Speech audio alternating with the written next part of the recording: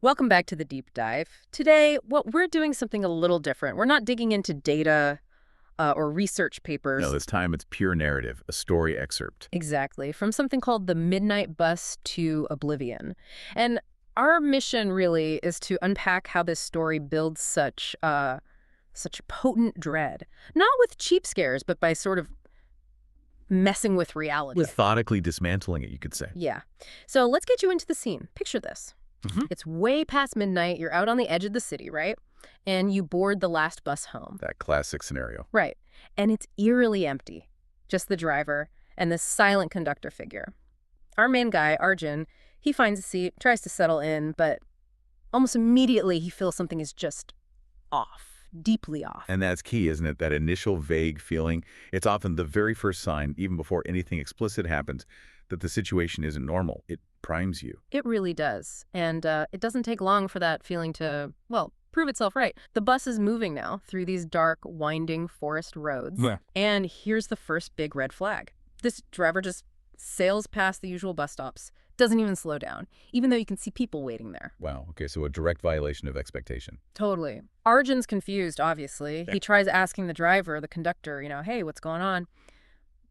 But gets nothing back, just silence. This feels like a really crucial moment. Oh, absolutely. It's pure narrative dissonance. A bus stops, that's its function.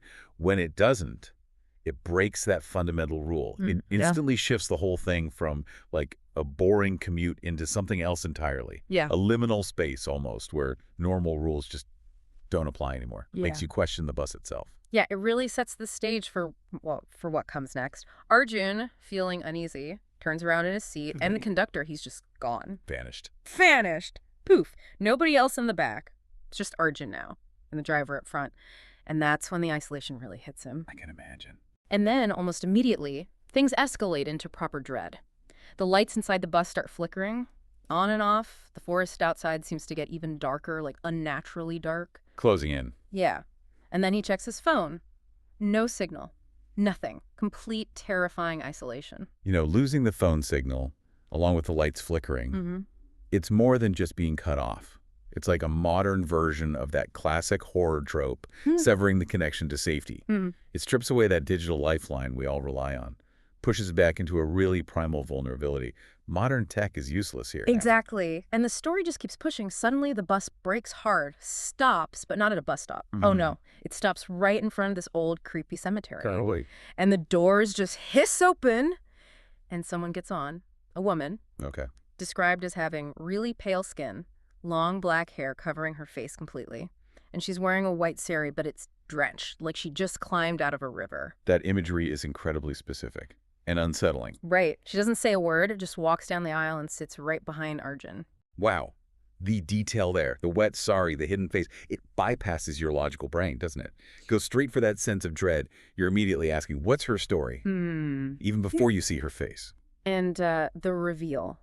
It's something else. Arjun, after a moment, slowly, hesitantly turns around, maybe to ask if she's okay, and he freezes. She's staring right at him, but her eyes, they're pitch black, completely. The text says no whites, just a void. Oh my He God. absolutely loses it, bolts upright, runs towards the driver, yelling, "What is happening? Who is she? Why did you stop here?" Just frantic question. Understandably. And then the final twist, the ultimate horror. The driver just slowly turns his head towards Arjun, and Arjun sees. The driver has no face, No face. just blank skin, smooth, where the eyes, nose, mouth should be. Nothing. That's fundamentally wrong. It taps into such a deep fear, encountering something that defies basic human form. That blankness, it's like the void in her eyes, but amplified. The ultimate non-answer to his panic. Pure nightmare fuel. Arjun screams, and everything just goes black. End scene. Wow. Yeah. So the aftermath. Next morning, the bus is found.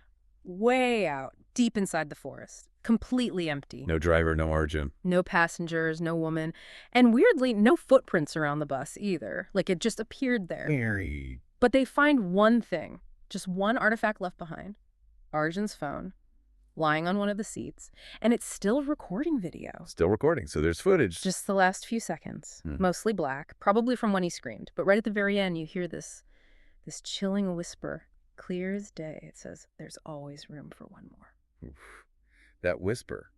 Connecting it to the bigger picture, it implies something far worse than just, disappearing. How so? It suggests absorption, inclusion. It's Yeah. not about getting off the bus.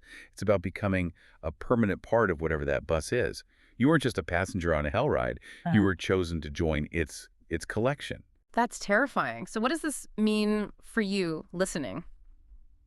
I think the fear here isn't just the unknown, the supernatural. It's the fear of being the last one on board. The last one to realize you weren't just taking a ride, you were being taken. Hmm. And that wraps up our deep dive into this piece from the midnight bus to oblivion. It's just amazing how a simple, everyday thing like a late bus ride can twist into a journey into the absolute unknown. Leaves you with way more questions than answers. It certainly does. And maybe that's the final thought to leave you with. Sometimes the scariest part isn't what you might meet on the road ahead. Sometimes the real terror was already waiting for you, right there on the ride itself, a destination you never intended to reach.